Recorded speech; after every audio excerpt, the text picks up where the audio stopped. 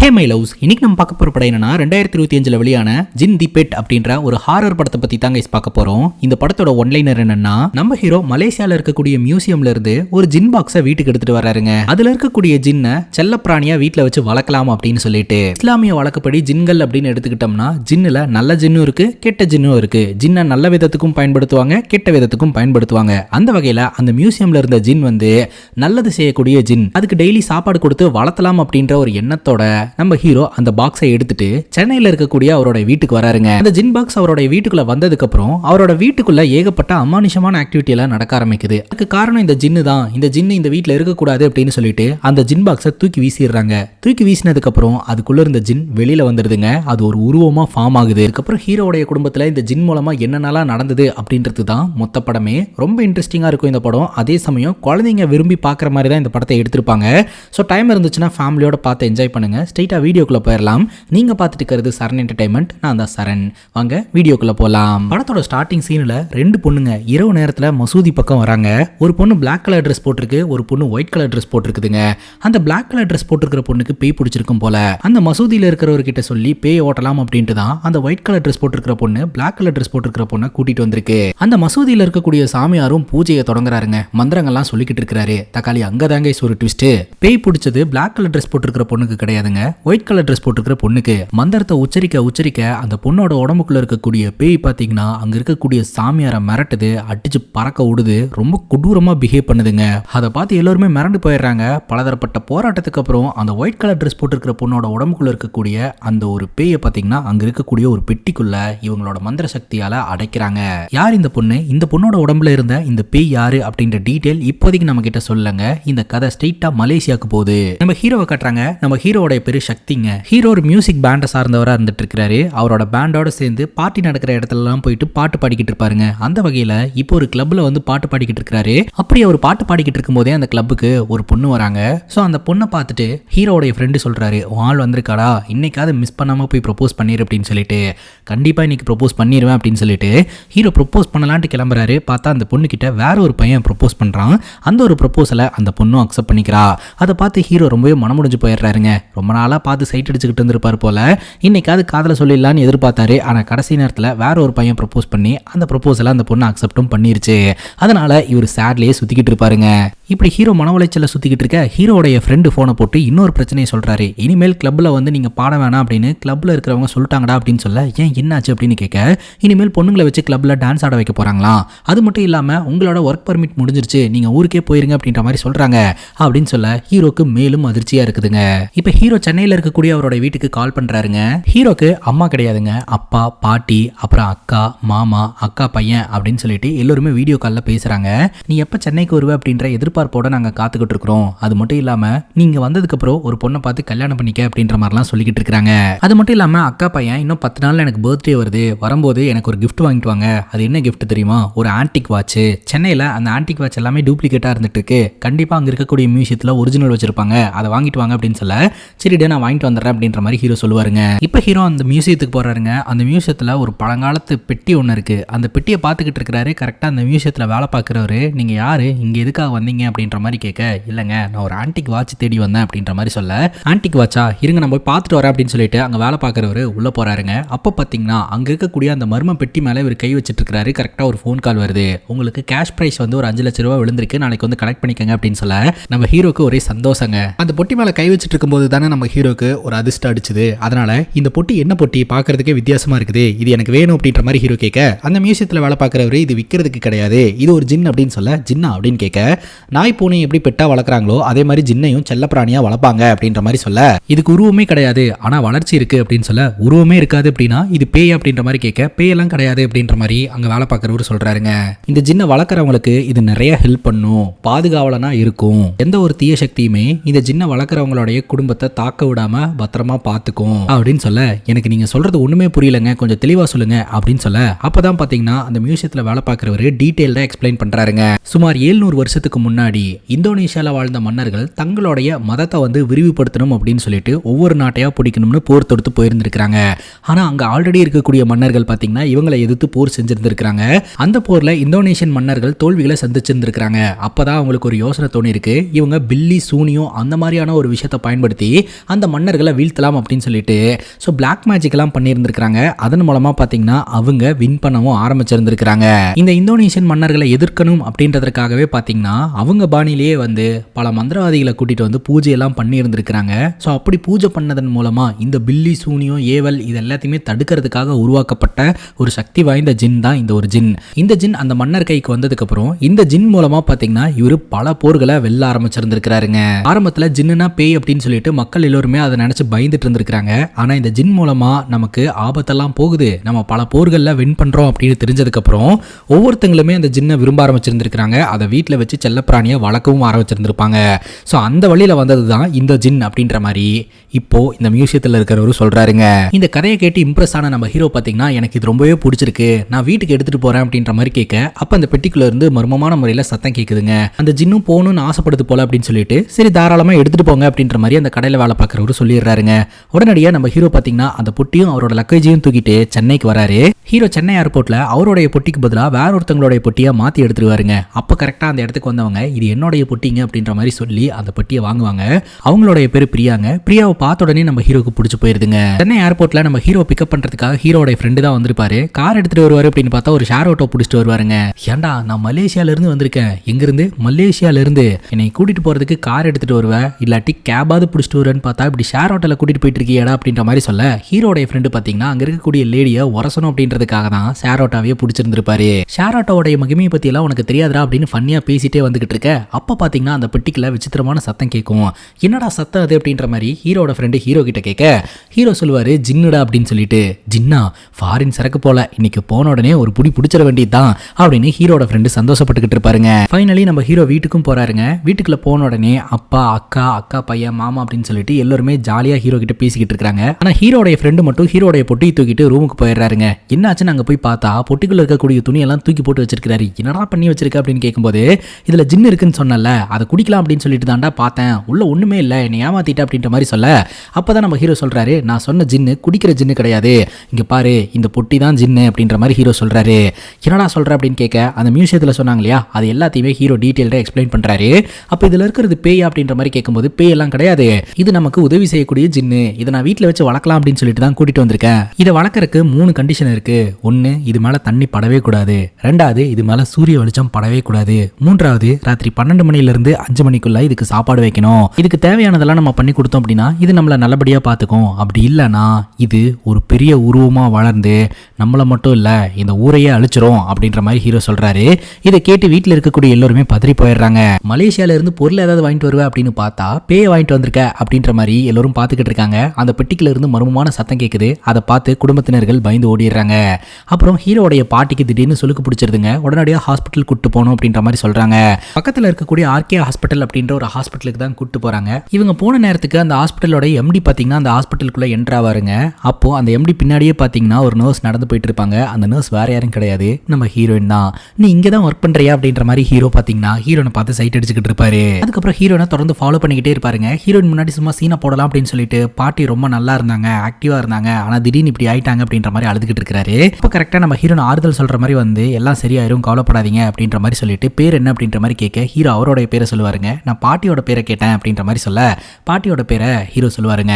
Number சொல்லுங்க அப்படின்ற மாதிரி சொல்ல பாட்டியோட நம்பரா அப்படின்னு கேட்க ஹீரோயின் மனசுக்குள்ளே யோசிப்பாங்க பாட்டி நம்பரை வச்சு நான் என்ன பண்றது அப்படின்ட்டு. ஆக்சுவலா ஹீரோனுக்கும் ஹீரோ மேல இன்ட்ரெஸ்ட் இருக்குதுங்க. அதுக்கப்புறம் ஹீரோ அவருடைய ஃபோன் நம்பரை கொடுப்பாரு. நான் பாட்டியை பத்தின ஹெல்த்தை உங்களுக்கு கால் பண்ணி பேசுறேன், டிஸ்கஸ் பண்ணிக்கிறேன் அப்படின்ற மாதிரி சொல்லிட்டு அவங்க அந்த இடத்துல இருந்து கிளம்பிடுவாங்க. ஹீரோக்கு எப்படி ஹீரோயினை பார்த்த உடனே பிடிச்சதோ அதே மாதிரி தான் நம்ம ஹீரோயினுக்கும் ஹீரோவை பார்த்த உடனே பிடிச்சிருந்துருக்குதுங்க. நம்ம ஹீரோ வாழ்வாதாரத்துக்கு என்ன பண்ணிட்டு இருந்தாருன்னா மலேசியால ஒரு பேண்ட்ல பாட்டு பாடிக்கிட்டு இருந்தாரு. இப்போ இங்க வந்துட்டாரு இல்லையா, ஸோ இங்க பாத்தீங்கன்னா ஒரு பேண்டை ஸ்டார்ட் பண்ணலாம் அப்படின்னு நினைக்கிறாரு. ஒரு ஸ்டுடியோ வைக்கணும் அப்படின்னு சொல்லி ஆசைப்படுறாருங்க. பட் ஒரு ஸ்டுடியோ வைக்கணும் அப்படின்னா மினிமம் 15 லட்சம் ரூபாய் செலவாகும் அப்படின்னு ஹீரோட ஃப்ரெண்டு சொல்றாரு. ஆனா ஹீரோ கிட்ட வெறும் 5 lakhs தான் இருக்கு அப்படின்ற மாதிரி சொல்ல சரி ஒன்று பண்ணலாம், லோன் ஏதாவது ட்ரை பண்ணி பார்க்கலாம் அப்படின்னு சொல்லிட்டு லோன் ட்ரை பண்றாங்க. இவருக்கு கிடைக்கல. அதுக்கப்புறம் இந்த கந்த வெட்டிக்கு காசு தருவாங்க இல்லையா, அந்த மாதிரி யாராவது கிட்ட ட்ரை பண்ணி பார்க்கலாம் அப்படின்னு சொல்லிட்டு ஒவ்வொருத்தங்களே ட்ரை பண்றாங்க. பெருசா எந்த ஒரு அமௌண்ட்டும் இவருக்கு கிடைச்ச மாதிரி இல்லைங்க. ரொம்ப டிப்ரெஷன்ல ஹீரோவும் ஹீரோட ஃப்ரெண்டும் பாத்தீங்கன்னா ஒயின் ஷாப்ல போய் சரக்கு அடிச்சுக்கிட்டு இருப்பாங்க. அந்த இடத்துக்கு ஒரு நபர் வராரு. அந்த நபர் கிட்ட உங்களுக்கு தெரிஞ்சு யாராவது பணம் கொடுக்குறவங்க இருக்கிறாங்களா அப்படின்னு கேட்கும்போது எனக்கு தெரிஞ்ச ஒரு அண்ணன் இருக்கிறாரு, ஆனா வட்டி கொஞ்சம் ஜாஸ்தியா வாங்குவாரு அப்படின்னு சொல்ல அது ஒன்றும் பிரச்சனை கிடையாது, எனக்கு இப்போதைக்கு பணம் தேவை இருக்கு அப்படின்ற மாதிரி சொல்ல சரி உங்களை கூப்பிட்டு போறேன் அப்படின்ற மாதிரி அந்த நபர் சொல்லுவாருங்க. இப்போ நம்ம ஹீரோ பாத்தீங்கன்னா அக்காக்கு போனை போட்டு ராத்திரி 12 மணிக்கு மறக்காம அந்த பெட்டியில போய் பாலும் பிஸ்கெட்டும் வச்சிருங்க, அப்படி சாப்பாடு வைக்கலன்னா பெரிய பிரச்சனை ஆயிரும் அப்படின்ற மாதிரி சொல்ல, எனக்கு பயமா இருக்கு அப்படின்ற மாதிரி அக்கா சொல்றாங்க. அதெல்லாம் ஒண்ணும் கிடையாதுக்கா, நீங்க கொண்டு போய் வைங்க அப்படின்ற மாதிரி சொல்ல இவங்களும் சரின்னு கேட்டுக்கிறாங்க. அக்கா பாத்தீங்கன்னா பிரெக்னெண்டா இருந்துட்டு இருக்காங்க. ராத்திரி அக்கா பாலும் பிஸ்கெட்டும் எடுத்துட்டு அந்த ஜின்னு இருக்கக்கூடிய பாக்ஸ் கிட்ட போறாங்க. சாப்பாடு வைக்கிறதுக்குன்னே ஒரு ஸ்பேஸ் இருக்குங்க. அந்த ஸ்பேஸ் கிட்ட போயிட்டு யாராவது இருக்கீங்களா, எக்ஸ்கியூஸ் மீ அப்படின்ற மாதிரி சொல்ல அதுக்குள்ள இருந்து ஒரு கை வந்து அக்காவோட கழுத்தை பிடிச்சிருதுங்க. டக்குன்னு பார்த்தா இது எல்லாமே அக்காவுடைய கனவு. இன்னும் 12 மணி ஆகலையா, சரி 12 மணி ஆகட்டும் அப்படின்னு சொல்லிட்டு படுத்து தூங்கிடுறாங்க. ஸோ கரெக்டாக 12 மணி ஆகுதுங்க. தம்பி என்ன சொன்னானோ அதை செஞ்சிருவோம் அப்படின்ற மாதிரி சொல்லிட்டு பாலும் பிஸ்கெட்டும் எடுத்துட்டு அந்த பெட்டிக்கிட்ட போறாங்க. ஃபுட்டு வைக்கிறதுக்குன்னே அந்த பெட்டியில் ஒரு ஸ்பேஸ் இருக்குதுங்க. அதுக்குள்ள பாலும் பிஸ்கெட்டும் வச்சுட்டு அந்த இடத்த விட்டு வந்துடுறாங்க. வந்ததுக்கப்புறம் உங்களுக்கு ஒரு டவுட் வருது, உண்மையிலேயே அந்த பெட்டிக்குள்ள ஏதாவது இருக்குதா, அது இருந்ததுன்னா சாப்பிடும் தானே அப்படின்னு சொல்லிட்டு கொஞ்ச நேரத்துக்கு அப்புறம் அந்த பெட்டிக்குள்ள போயிட்டு சாப்பாடு வச்ச இடத்த பார்த்தா பிஸ்கெட்டை அது சாப்பிட்டு இருக்குதுங்க. அதை பார்த்து அக்கா மிரண்டு போயிடுறாங்க. அதை பார்த்து பயந்து போன அக்காக்கு காலையில காய்ச்சலே வந்துருதுங்க. இப்போ ஹீரோடைய மொத்த ஃபேமிலியும் ஹீரோ கிட்ட பேசணும் அப்படின்னு சொல்லிட்டு ஒன்னா உட்காந்துக்கிட்டு இருக்காங்க. ஹீரோ பார்த்தீங்கன்னா என்ன விஷயம் அப்படின்ற மாதிரி கேட்குறாரு. நீ சொல்லுன்ட்டு யாருமே எதுவுமே சொல்ல மாட்டேன்றாங்க. அதுக்கப்புறம் அந்த ஜின் பெட்டி வந்து வீட்டில் இருக்கிறது நல்லதா படலை, அதனால இது வேண்டாம் அப்படின்ற மாதிரி வீட்டில் இருக்கிறவங்க சொல்றாங்க. ஆனால் ஹீரோ என்ன சொல்றாரு அப்படின்னா, ஜின்னு வந்து லக்கு, ஜின் இங்கே வந்ததுக்கு அப்புறம் தான் வந்து எனக்கு லோன் கிடைச்சது அப்படின்ற மாதிரி இவரு சொல்லிக்கிட்டு இருக்கிறாருங்க. ஹீரோடைய ஃப்ரெண்டு லோன் மட்டுமா கிடைச்சிருக்கு, பிரியாவும் கிடைச்சிருக்கு அப்படின்ற மாதிரி கலாய்ச்சிக்கிட்டு இருக்கிறாருங்க. எண்ட் ஆஃப் தி டே வீட்டில் இருக்கிறவங்களே இந்த ஜின்னை பார்த்து பயப்படுறதா சொல்றாங்க. ஆனால் ஹீரோ என்ன சொல்றாருன்னா, இது ஒரு நல்ல ஜின்னு, இதை பார்த்து நம்ம பயப்பட தேவையில்ல, இது நமக்கு வந்து அதிர்ஷ்டத்தை தான் கொடுக்கும் அப்படின்ற மாதிரி சொல்ல ஹீரோடைய அப்பா அதை பார்த்து ரொம்ப பயப்படுறாருங்க. ஹீரோடைய அப்பாவே இதை பார்த்து பயப்படுறாரு அப்படின்னா அது கண்டிப்பா நல்ல ஜின்னா தான் இருக்கும் அப்படின்னு சொல்லி நம்ம ஹீரோட ஃப்ரெண்டு கலாய்ச்சிக்கிட்டு இருக்காருங்க. இப்போ ஹீரோடைய ஃப்ரெண்டு டீ கடையில் போய் டீ குடிச்சிட்டு காசு கொடுக்கறதுக்கு காசு இல்லை அப்படின்னு சொல்லிட்டு ஹீரோ ஃபோன் பண்ணி வர சொல்லுவாருங்க. ஹீரோ அந்த இடத்துக்கு போயிட்டு, நானே இந்த பேண்டை உருவாக்குறதுல ஏகப்பட்ட பிரச்சனைகளை ஃபேஸ் பண்ணிட்டு இருக்கேன், நீ ஏன்டா காலங்காத்தால இந்த மாதிரி பண்ணிட்டு இருக்க அப்படின்னு பேசிக்கிட்டு இருக்கும்போதே டம்முன்னு ஒரு சவுண்டுங்க. அங்க இருக்கக்கூடிய ஆட்டோ டிரைவர் ஒரு பொண்ணு மேல இடிச்சு ஆக்சிடென்ட் பண்ணிட்டாரு. மக்கள்லாம் கூட்டம் கூடிடுறாங்க. அந்த இடத்துல இந்த ஆட்டோ டிரைவர் பாத்தீங்கன்னா அந்த பொண்ணை பயங்கரமா திட்டிக்கிட்டு இருக்காரு. அந்த பொண்ணோட கையில் அடிபட்டு ரத்தம் வந்துகிட்டு இருக்குதுங்க. பார்த்தா அப்பதான் தெரிய வருது அங்க அடிபட்டு கிடக்கிறது நம்ம ஹீரோயின் அப்படின்னு சொல்லிட்டு உடனடியே நம்ம ஹீரோயின் அந்த ஆட்டோ டிரைவரை சண்டை போட்டு அமுச்சு வச்சுட்டு நம்ம ஹீரோயினை ஃபர்ஸ்ட் எய்ட் பண்றதுக்காக வீட்டுக்கு கூட்டு வந்துடுறாருங்க. நம்ம ஹீரோவோட வீட்டில் இருக்கக்கூடிய எல்லோருக்குமே நம்ம ஹீரோயின் பரிச்சயமாகறாங்க. அப்புறம் ஹீரோ ஃபர்ஸ்ட் எய்டும் பண்ணி விடுறாரு. ஹீரோ வீட்டில் இருக்கக்கூடிய எல்லாருமே ஹீரோயின் கிட்ட நல்ல விதமாகவும் பேசுறாங்க. அதுக்கப்புறம் நம்ம ஹீரோ பாத்தீங்கன்னா ஹீரோனை கொண்டு போய் டிராப் பண்ணலாம் அப்படின்னு சொல்லிட்டு வீட்டில் கொண்டு போய் விடுறாங்க. அப்ப நம்ம ஹீரோயின் சொல்றாங்க, காலையில நடந்த ஆக்சிடென்ட்டுக்கு காரணம் நான் தான், அந்த ஆட்டோ டிரைவர் கிடையாது, நான் தான் உங்களை பார்த்துட்டே வந்து அந்த ஆட்டோ மேல இடிச்சு விழுந்துட்டேன். ஆனா அதுவும் நல்லதுக்கு தான், ஏன்னா அந்த ஒரு இன்சிடென்ட் நடந்ததுனால தானே நீ வந்து என்ன உங்க வீட்டுக்கு கூட்டு போன, உன் வீட்டில் இருக்கக்கூடிய எல்லோரு கூடயுமே என்னால் பேச முடிஞ்சது, எனக்கு உன் ஃபேமிலி ரொம்ப பிடிச்சிருக்கு அப்படின்ற மாதிரி சொல்ல, அப்போ என்ன கல்யாணம் பண்ணிக்கிறியா அப்படின்ற மாதிரி ஹீரோ இன்டெரக்டாக கேட்டுறாருங்க. ஹீரோனும் பார்த்தீங்கன்னா ஓடி வந்து ஹக் பண்ணிக்கிறாங்க. ஸோ இவங்க ரெண்டு பேரும் காதலை வெளிப்படுத்திக்கிட்டு லவ் பண்ணவும் ஆரம்பிக்கிறாங்க. இவங்க லவ் பண்ணிட்டு இருக்கக்கூடிய அந்த டைமில் பார்த்தீங்கன்னா ஹீரோனை வீட்டுக்கெல்லாம் கூட்டு வருவாருங்க. அப்போ நம்ம ஹீரோட ரூம்குள்ள இருக்கக்கூடிய அந்த மர்ம பெட்டியை ஹீரோயின் கவனிப்பாங்க. கிட்ட போய் பார்த்துட்டு இருப்பாங்க. அப்போ கரெக்டாக ஹீரோனுக்கு ஒரு ஃபோன் கால் வந்துடும். ஹீரோயின் ஃபோன் பேசிட்டு நின்றுட்டு இருக்கும்போது அந்த பெட்டிக்குள்ள இருந்து ஒரு மர்மமான உருவம் வெளியில வரத ஹீரோ கவனிப்பாரு.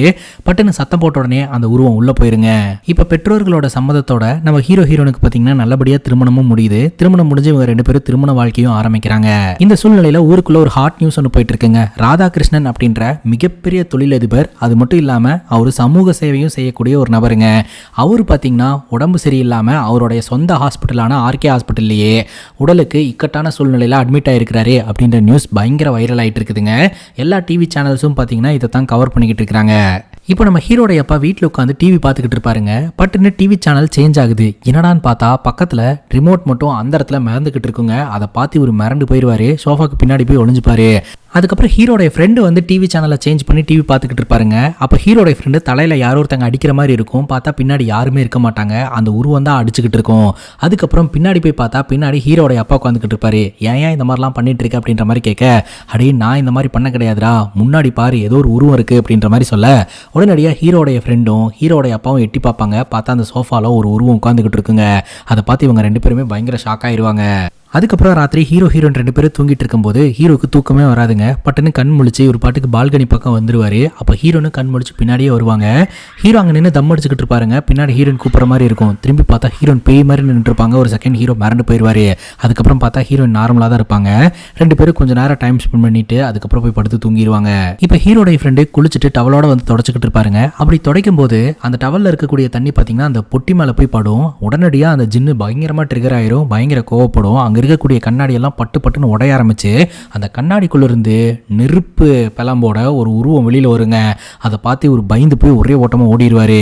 அதுக்கப்புறம் ஹீரோவுடைய மாமா இருக்கிறார் இல்லையா, அவரு வேலைக்கு போயிட்டு பைக்ல வந்துகிட்டு இருப்பாருங்க. திடீர்னு ஒரு கார்காரன் குறுக்க வந்து அடிபட்டு கீழே விழுந்து இவருக்கு காலில் லேசா அடிபட்டுருங்க. இப்ப மறுபடியும் குடும்பத்தினர்கள் நம்ம ஹீரோ கிட்ட பேசுறாங்க. இந்த ஜின் வீட்டுக்குள்ள வந்ததுல இருந்து தான் இந்த பிரச்சனை இருந்துகிட்டு இருக்குது. இது நம்ம வீட்டுக்கு வேணாம், இதை கொண்டு போய் போட்டுட்டு வந்துரு. ஏன்னா இது வந்ததுக்கு அப்புறம் எதை பார்த்தாலும் எனக்கு ரொம்ப பயமா இருக்கு அப்படின்னு ஹீரோடைய அப்பா ரொம்ப ஃபீல் பண்றாருங்க. அந்த நேரம் பார்த்து ஹீரோடைய ஃப்ரெண்டு சாமியார் கிட்டப்பல வீட்டுக்குள்ள வந்து புகையெல்லாம் போட்டுக்கிட்டு இருக்காருங்க. ஹீரோ கிட்ட சொல்றாரு, இது சாதாரண ஜின் எல்லாம் கிடையாதுடா, கண்டிப்பா நம்ம எல்லாத்தையுமே அழிச்சிரும் போல, எனக்கு என்னமோ தப்பா இருக்கு, இதை கொண்டு போய் எங்காவது விட்டுட்டு வந்துடலாம் அப்படின்ற மாதிரி சொல்றாரு. இப்ப குடும்பத்தினர்கள் எல்லோருமே இதை சொல்றதுனால ஹீரோ சரின்னு கேட்குற மாதிரி தான் இருக்கிறாரு. அங்கே காய்கறி எரிஞ்சிட்டு இருந்த நம்ம ஹீரோடைய அக்கா இருக்காங்க இல்லையா, பட்டுன்னு திடீர்னு என்னமோ ஆன மாதிரி முன்னாடி வந்து நின்று, அதெல்லாம் ஒன்றும் தேவையில்ல, என்னோட ஹஸ்பண்டோட கேர்லெஸ்னால தான் அந்த ஆக்சிடென்ட் நடந்திருக்குது, அடியும் பலமாலாம் படலை, கொஞ்ச நாள் இருக்கட்டும் பார்ப்போம் அப்படின்ற மாதிரி அக்கா சொல்லிடுறாங்க. வெளியில் வந்துட்டு நம்ம ஹீரோடைய ஃப்ரெண்டு, இல்லடா இது தப்பாக இருக்குது அப்படின்ற மாதிரி சொல்ல ஹீரோ சொல்கிறாரு, அக்கா சொல்கிறதுல நியாயம் இருக்குது, நீ எப்போ பார்த்தாலும் எங்கள் வீட்டிலேயே தான் இருக்கிற, எங்கள் வீட்டிலேயே தான் சாப்பிட்ற, திடீர்னு ஒரு நாள் எல்லாரும் சேர்ந்து வீட்டை விட்டு வெளியில் போ அப்படின்னு சொன்னால் உனக்கு எப்படி இருக்கும், அந்த மாதிரி தான் ஜின்னுக்கும், வளர்க்கலாம் அப்படின்னு சொல்லிட்டு தானே வாங்கிட்டு வந்திருக்கோம், திடீர்னு எங்கேயாவது கொண்டு போய் விட்டுட்டு வந்துரு அப்படின்னா அது எப்படி போகும் அப்படின்ற மாதிரி ஹீரோ சொல்றாருங்க. இன்னொரு பக்கம் நம்ம ஹீரோ ஒரு நபர்கிட்ட வட்டிக்கு கடன் வாங்கியிருந்தார் இல்லையா, 3 மாசமா வட்டி கட்டல, அசலும் கட்டல, அவர்கிட்ட காசு இல்லைங்க. அதனால பாத்தீங்கன்னா அந்த ஒரு நபர் அடியாட்கள் கிட்ட எல்லாம் சொல்றாரு, நாளைக்கு என்ன ஏதுன்னு போய் பார்த்துட்டு வந்துருங்க அப்படின்னு சொல்லிட்டு. இன்னொரு பக்கம் நம்ம ஹீரோ பாத்தீங்கன்னா அந்த ஜின் பாக்ஸை தூக்கிட்டு சாமியாரை மீட் பண்றதுக்காக போறாருங்க. இந்த ஜின் பாக்ஸ் வீட்டில் இருக்கிறதுனால வீட்டில் இருக்கிறவங்க எல்லாம் ரொம்ப பயப்படுறாங்க. அதனால இந்த ஜின்னை வந்து நியூட்ரலைஸ் பண்ணிருங்க, இந்த ஜின்னால எதுவுமே பண்ண முடியாது அப்படின்ற மாதிரி பண்ணிருங்க, அது பாட்டுக்கு வீட்டில் ஒரு ஓரமா இருந்துட்டு போட்டோம் அப்படின்ற மாதிரி சொல்ல, அங்க இருக்கக்கூடிய சாமியாரும் பாத்தீங்கன்னா அதையும் மிதியும் பூஜையெல்லாம் பண்றாரு. அந்த பூஜைக்கு பாத்தீங்கன்னா அந்த ஜின் பயங்கரமா ரியாக்ட் பண்ணுது. அதை பார்த்து ஹீரோவும் ஷாக்கா வராரு.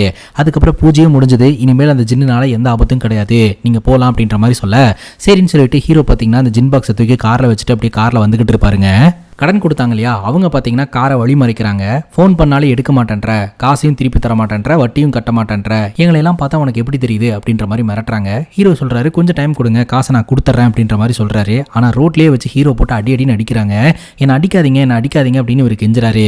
திடீர்னு அந்த கார் பார்த்தீங்கன்னா ஆட்டோமேட்டிக்காக ஆட ஆரம்பிக்குது. கார் என்ன தன்னை போல ஆடுது அப்படின்னு சொல்லிட்டு எல்லோருமே காருக்குள்ள வந்து எட்டி பார்க்குறாங்க. திடீர்னு கண்ணுக்கே தெரியாத ஒரு உருவம் பார்த்தீங்கன்னா இவங்களெல்லாம் போட்டு பொலன்னு பொழக்குதுங்க. ஹீரோவும் அதை பார்த்து ஷாக் ஆகிறாரு. அதுக்கப்புறம் ஹீரோவும் அட்டாக் பண்ணுறாரு பயங்கரமா.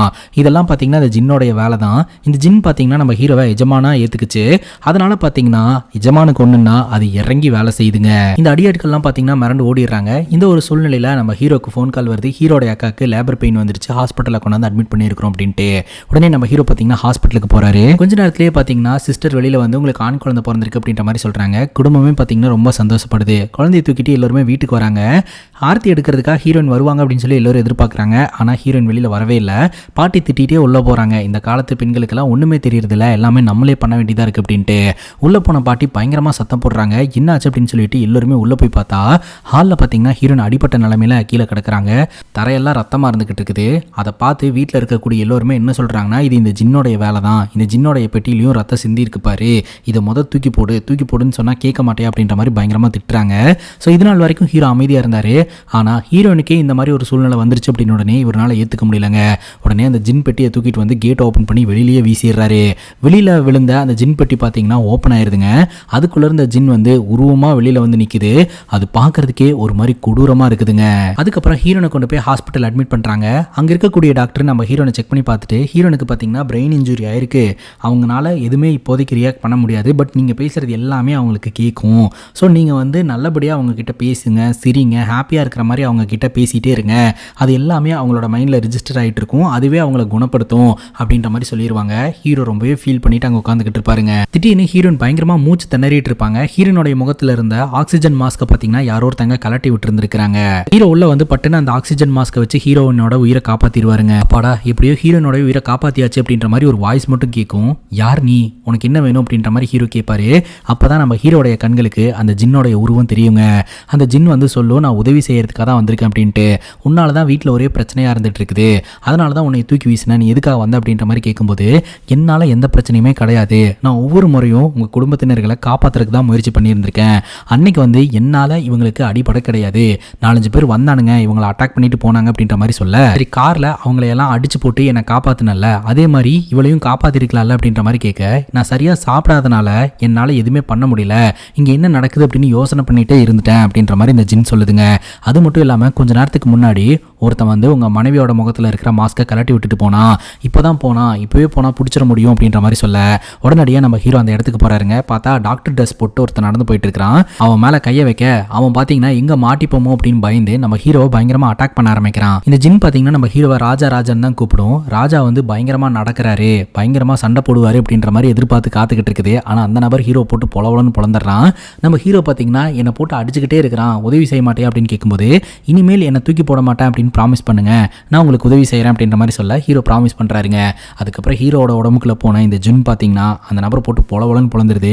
ஒரு கட்டத்துக்கு மேலே அந்த நபர் பார்த்தீங்கன்னா ஹாஸ்பிட்டல் பால்கனிலேருந்து கீழே விழுந்து செத்தே போயிடுறாரு. அந்த நபரை யார் அனுப்புனா, ஹீரோயினை யார் கொல்ல பார்க்குறா அப்படின்ற டீட்டெயில் தெரியாமே போயிடுது. ஆனால் ஒரு கொலைகேஸ் நம்ம மேலே விழுந்துருமோ அப்படின்னு சொல்லிட்டு ஹீரோ ரொம்பவே பயப்படுறாருங்க. அந்த ஜின் சொல்லுது, அவனாதான் மேலே இருந்து விழுந்தான் அப்படின்ற மாதிரி, போலீஸ்காரங்க சூசைடுன்னு கேஸை க்ளோஸ் பண்ணிடுவாங்க, அதை பற்றியெல்லாம் நீங்கள் ஃபீல் பண்ணாதீங்க அப்படின்ற மாதிரி சொல்லிக்கிட்டு இருக்குதுங்க.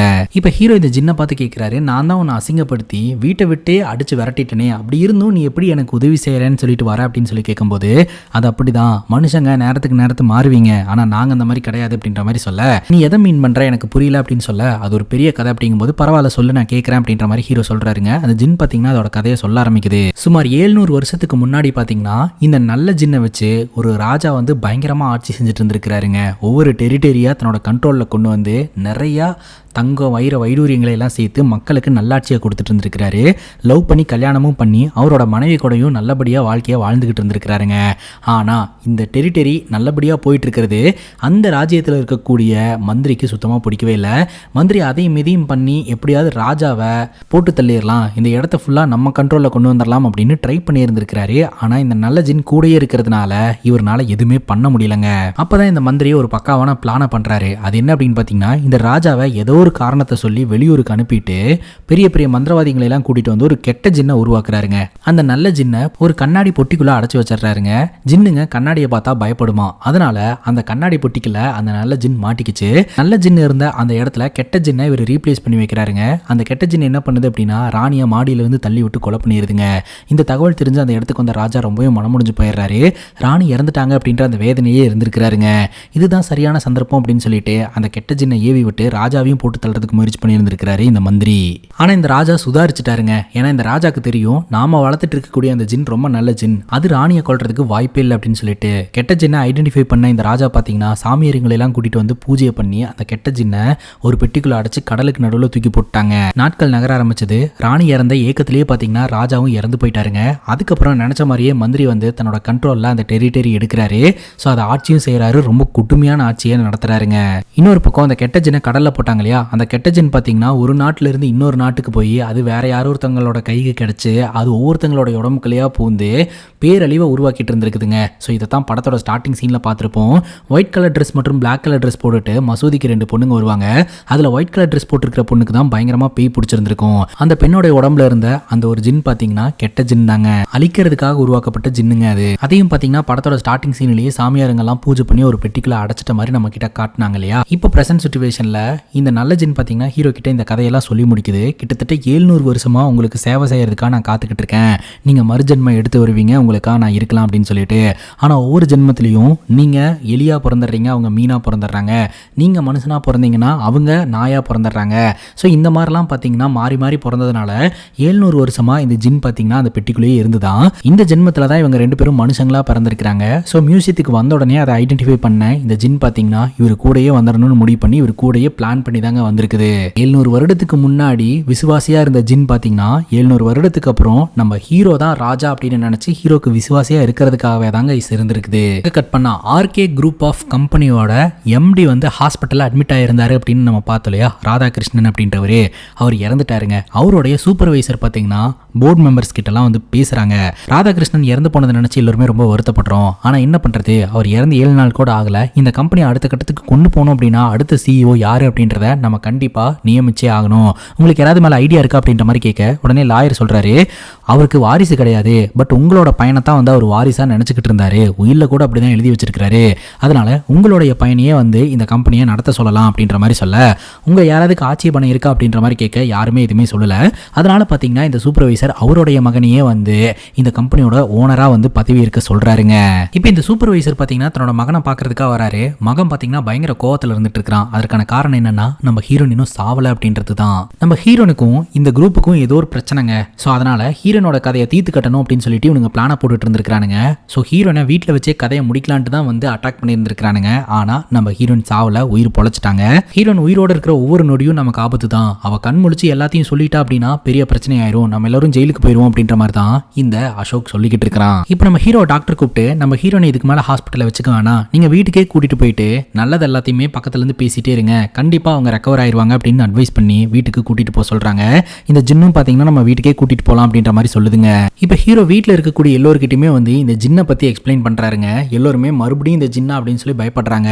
இப்போ இந்த ஜின்னோட உருவம் எல்லோருடைய கண்களுக்கும் தெரியுது. எல்லோருமே பயந்து போறாங்க. நீங்க நினைக்கிற மாதிரி இதை பார்த்து யாரும் பயப்பட தேவையில்ல, இது ஃப்ரெண்ட்லியான ஜின்னு தான், எல்லாத்துட்டையும் நல்லபடியா பழகும், நமக்கு வந்து பாதுகாப்பா இருக்கும் அப்படின்னு சொல்லி குடும்பத்தினர்களை இந்த ஜின்னு கூட இன்ட்ரோடியூஸ் பண்ணி வைக்கிறாருங்க. ஹாஸ்பிட்டலில் வச்சு ஹீரோனோட கதையை முடிக்கிறதுக்காக ஒருத்தன் போனானே, இந்த ஆக்சிஜன் மாஸ்க்லாம் எடுத்து விட்டு அவன் இக்கட்டான சூழ்நிலையில ஹாஸ்பிட்டல் அட்மிட் ஆயிருப்பான். அவனை பார்க்கறதுக்காக இந்த சூப்பர்வைசரோடைய பையன் வந்திருப்பான். அப்போ டிவியில் பார்த்தீங்கன்னா நம்ம ஹீரோடைய ஃபோட்டோ ஒன்று போயிட்டு இருக்குங்க, அவருடைய பேண்டை பற்றி.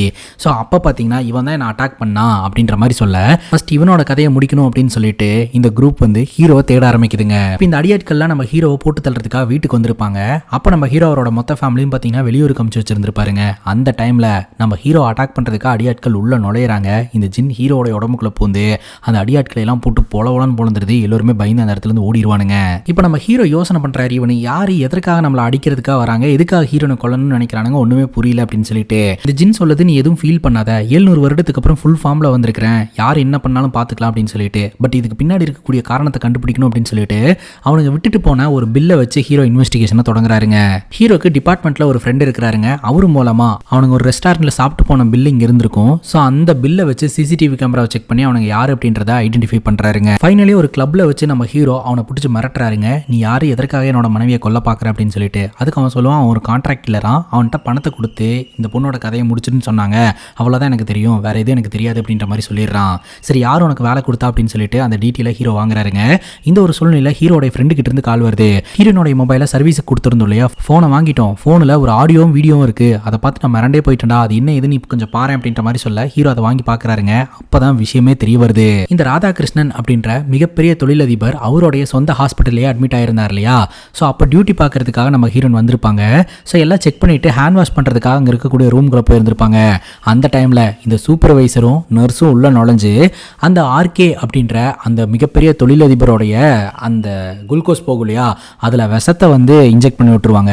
அதே சமயம் பத்திரத்துலலாம் பார்த்தீங்கன்னா கை நாட்டு வாங்கிட்டு இருப்பாங்க. என்னடா அது இப்படி நடக்குது அப்படின்னு சொல்லிட்டு அந்த ரூம்குள்ள இருந்து நம்ம ஹீரோன் வீடியோ எடுத்துட்டு இருந்திருப்பாங்க. அப்போ கரெக்டாக நம்ம ஹீரோ கால் பண்ணியிருந்திருப்பாரு. ஃபோன் அடிக்கிற சத்தத்தை கேட்டு அவங்க எல்லோருமே பயங்கர ஷாக் ஆயிட்டாங்க. இங்கே என்ன பண்ணிட்டு இருக்க அப்படின்னு நர்ஸ் கேட்கும்போது, நான் ஹேண்ட் வாஷ் பண்ணுறதுக்காக வந்தேன் அப்படின்னு ஹீரோன் சமாளிச்சுட்டு அங்கேருந்து போக பார்ப்பாங்க. ஆனால் அந்த சூப்பர்வைசரோட பையன் இவக்கிட்ட ஃபோன் இருக்குது, கண்டிப்பாக வீடியோ எடுத்துருப்பா, ஃபோனை வாங்கி பாருங்க அப்படின்னு சொல்லிட்டு இருக்கும்போது ஹீரோன் பயந்து ஓடி வந்திருப்பாங்க. அப்போ அடியாட்கள்லாம் பார்த்தீங்கன்னா துரத்திட்டு வருவாங்க. ஹீரோனோட கதையை முடிக்க சொல்லி அவங்க ஆர்டர் பண்ணியிருப்பாங்க. அப்படி தான் பார்த்தீங்கன்னா வீட்டில் வந்து நம்ம ஹீரோனை அட்டாக் பண்ணியிருந்திருப்பாங்க. இப்போ இந்த சூப்பர்வைசரோட கதையை நம்ம கிட்ட காட்ட ஆரம்பிக்கிறாங்க. ராதாகிருஷ்ணன் அப்படின்ற மிகப்பெரிய தொழிலதிபருக்கு ஒரு சாதாரண ஒரு சூப்பர்வைசராக இருந்துட்டு இருந்திருக்கிறாருங்க. இந்த ராதாகிருஷ்ணனுக்கு குழந்தையே இல்லைங்க, அவருடைய மனைவியும் இறந்து போயிட்டாங்க. தனிமையில தான் அவரோட வாழ்க்கையை வாழ்ந்துட்டு இருந்திருக்கிறாரு. ஏகபோகமா சொத்துக்கள் இருந்திருக்குதுங்க. அந்த டைம்ல தான் பாத்தீங்கன்னா இந்த சூப்பர்வைசர் அப்பப்பா அவருடைய பையனை இங்க வீட்டுக்கெல்லாம் கூட்டிட்டு வந்துட்டு போயிட்டு இருப்பாரு.